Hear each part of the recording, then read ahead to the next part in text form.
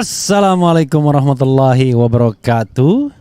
Sobat RH sekalian, jumpa lagi kita di channel yang keren ini, Keren Cadas. Ya, Sobat RH sekalian, ini menarik ya.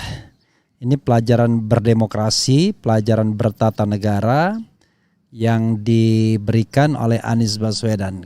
Ditujukan kepada siapa? Ya tentunya kita akan lihat nantinya ya. Nah, ini menarik soalnya ya, apa yang disampaikan oleh Anies Baswedan dalam hal pelajaran berdemokrasi, yaitu bahwa kekuasaan rakyat itu tidak pernah berpindah. Kekuasaan itu tidak pernah berpindah. Jadi kalau ada yang merasa bahwa dia memegang kekuasaan, itu berarti dia tidak paham tentang pelajaran berdemokrasi. Menarik. Coba kita bahas sedikit ya ini, karena penting juga biar kita kembali kepada basic ya, bahwa bernegara itu harus dilandaskan pada prinsip-prinsip dasar-dasar yang sudah dituliskan di konstitusi kita. Dan konstitusi sebagai the supreme law of the land, sebagai hukum tertinggi negara itu harus kita hormati. Even seorang presiden sebagai primus inter pares, orang nomor satu ya di republik ini, juga harus tunduk pada konstitusi, karena konstitusi itu set ya semua sistem ketatanegaraan yang akan dipraktikkan. Jadi kalau misalnya ada penguasa yang mengatasi konstitusi, ya penguasa tersebut berarti penguasa yang tidak tunduk pada rule of law, tidak tunduk pada yang namanya constitutional demokrasi, demokrasi yang berlandaskan pada konstitusi. Apa yang dikatakan Anies Baswedan ini? Dia mengatakan persisnya, coba kita baca ya saudara sekalian. Ini ada beritanya ya. Anies bicara orang khawatir hilang kekuasaan kalau ikut andil negara melecehkan rakyat. Oke, itu ada yang kalau ini dia mengatakan bahwa ya, saya ingin garis bawahi pemilik kekuasaan di republik ini adalah rakyat. Jadi ini tidak sedang berbicara tentang hilangnya kekuasaan atau pindahnya kekuasaan, karena kekuasaan tidak pernah pindah. Adanya yang berpindah dan berganti itu kewenangan dalam menjalankan kekuasaan. Ya. Jadi kalau ada yang merasa kekuasaan di tangan dirinya, maka dia sedang tidak menghargai prinsip-prinsip dasar dalam sebuah demokrasi, karena prinsip dasar demokrasi kekuasaan ada di tangan rakyat. Oke. Mari kita kembali pada pelajaran konstitusi ya, dengan apa yang disampaikan oleh Anies Baswedan ini. Tapi sebelumnya saya bacakan dulu mengenai hal ini, nanti kita akan bahas soal prinsip ini ya. Oke, sebagaimana dilansir oleh tv1news.com, Anies bicara orang khawatir hilang kekuasaan kalau ikut andil negara melecehkan rakyat. Ya, jadi kalau ikut andil ya negara melecehkan rakyat, maksudnya begitu. Oke, coba kita bacakan sedikit. Mantan Gubernur DKI Jakarta Anies Baswedan meminta negara agar tidak melecehkan rakyat dalam kontestasi Pilpres 2024. Hal itu disampaikan Anies ketika melihat Presiden Jokowi kerap mengendorse pejabat publik jelang perayaan pesta demokrasi di Indonesia. Menurutnya, pemerintah mesti netral, tidak turut memengaruhi rakyat dalam mengambil keputusan pada pemilu 2024. Kalau ikut ambil andil, negara sedang melecehkan rakyat Indonesia, kata Anies di Istora Senayan kemarin ya. Anies menjelaskan rakyat telah cukup memiliki pandangan politik yang matang untuk menentukan pilihan masing-masing. Menurut dia, rakyat pun bisa dengan baik menolak pengaruh manapun, termasuk pemerintah dalam hal penentuan siapa presiden berikutnya. Kepada seluruh rakyat Indonesia, mari kita jaga kekuasaan itu ada kepada rakyat, bukan yang lain. Jangan jual kekuasaan itu sampai nanti di TPS dan sampai nanti perhitungan jelasnya. Ada yang bilang bahwa Anies hanya butuh demokrasi untuk memenangkan kontestasi. Itu susahnya. Masalahnya demokrasi kita sering dikorupsi oleh elit-elit negeri ini. Oke. Selain itu, Anies mengaku tidak percaya bahwa ada pihak yang khawatir kehilangan kekuasaan. Menurutnya hal tersebut menunjukkan pihak tersebut tidak paham soal demokrasi. Sebab kekuasaan itu tidak hilang. Kekuasaan tidak pindah. Kekuasaan ada pada saudara-saudara semua rakyat Indonesia imbuhnya. Oke, menarik ya. Jadi ya saya tahu siapa yang mau disindir dan kita pun tahu siapa yang disindir. Jadi begini saudara sekalian.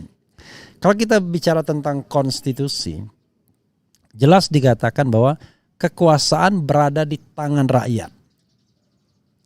Itulah prinsip kedaulatan rakyat atau demokrasi di dalam konstitusi kita, Undang-Undang Dasar 1945. Kekuasaan berada di tangan rakyat dan dilaksanakan menurut Undang-Undang Dasar. Kalau dulu dilaksanakan sepenuhnya oleh Majelis Permusyawaratan Rakyat yang menjadikan MPR sebagai the highest state institutions. Tapi kendati demikian, pada masa Orde Lama dan Orde Baru, kekuasaan presiden melebihi kekuasaan MPR karena dia mengatur MPR. Nah ini penyimpangan konstitusi yang terjadi pada era Orde Lama dan Orde Baru. Sekarang sering penyimpangan itu terjadi karena penguasa tidak sadar dia hanyalah bagian dari pelaksana kekuasaan negara. Walaupun saya sering menyebutkan dia adalah primus inter pares, tapi bukan orang nomor satu, tapi bukan berarti kekuasaannya tak terbatas. Kekuasaannya tak dibatasi oleh hal-hal yang ditulis terutama dalam konstitusi. Jadi kalau sekarang adalah kekuasaan berada di tangan rakyat dan dilaksanakan menurut Undang-Undang Dasar. Dan orang tata negara paham betul bahwa kekuasaan itu tidak hanya dilaksanakan, kedaulatan rakyat itu tidak hanya dilaksanakan oleh presiden, tetapi juga dilaksanakan oleh lembaga-lembaga negara lainnya. Maka presiden dalam konstruksi Undang-Undang Dasar pasca perubahan atau amandemen itu adalah salah satu pelaksana atau pelaku kekuasaan di bidang eksekutif. Jangan lupa, selain presiden, pelaku kekuasaan di bidang eksekutif itu termasuk BPK dimasukkan ke dalam ranah eksekutif, Badan Pemeriksa Keuangan. Nah, sementara di ranah legislatif ada 3 lembaga, yaitu Majelis Permusyawaratan Rakyat yang tidak lagi sebagai the highest state institutions atau the supreme body ya. Dan yang kedua adalah Dewan Perwakilan Rakyat dan ketiga adalah DPD, Dewan Perwakilan Daerah. Itulah pelaksana kekuasaan atau kedaulatan rakyat, pelaksana kekuasaan. Ya. Jadi pemegang kekuasaan atau pemegang kedaulatan adalah rakyat, pelaksananya adalah cabang-cabang kekuasaan. Nah, di ranah yudikatif, pelaku atau pelaksananya adalah Mahkamah Agung beserta jajaran pengadilan di bawahnya dalam lingkup peradilan umum, peradilan militer, peradilan agama dan peradilan administrasi negara, peradilan tata usaha negara, dan juga oleh sebuah mahkamah konstitusi. Nah, saudara sekalian, itu yang disebut dengan the main state organ, yaitu organ negara utama di dalam konstitusi kita. Jadi presiden itu hanyalah ya salah satu pelaksana kekuasaan. Cuma yang membedakan presiden dengan yang lainnya adalah presiden itu kekuasaannya tunggal. Kalau MPR itu kekuasaannya majemuk, DPR, DPD itu majemuk. Jadi kalau ada yang namanya ketua lembaga mengatakan anak buah saya, nggak benar. Saya sering mendengar ketua DPRD itu mengatakan anak buah saya, anggota saya, nggak ada. Ketua DPRD itu cuma house speaker, hanya juru bicara, dia bukan atasan. Jadi kalau dia mengatakan anak buah saya, anggota saya, itu pasti dia orang yang nggak paham tentang berdemokrasi atau sengaja tidak paham. Demikian juga di ranah kekuasaan Mahkamah Agung dan Mahkamah Konstitusi tidak tunggal. Ketua Mahkamah Agung itu bukan kekuasaan tunggal. Kekuasaan itu justru ada pada masing-masing hakim, majelis hakim yang menyidangkan perkara. Oh, itu malah lebih spesifik lagi. Jadi betul-betul tersebar. Jadi mereka berdaulat, tidak bisa diintervensi secara teoritis. Kemudian juga di ranah ya semua ranah ya sudah saya sebutkan tadi. Jadi di ranah legislatif, termasuk juga di ranah eksekutif BPK. Jadi saudara sekalian, kalau sekarang kadang-kadang orang mengatakan, wah kami yang berkuasa dan lain sebagainya. Enggak. Yang berkuasa adalah rakyat. yang bisa berubah adalah pelaksana kekuasaannya. Hari ini pelaksana kekuasaannya itu adalah Presiden Jokowi, tetapi besok kan harus berganti.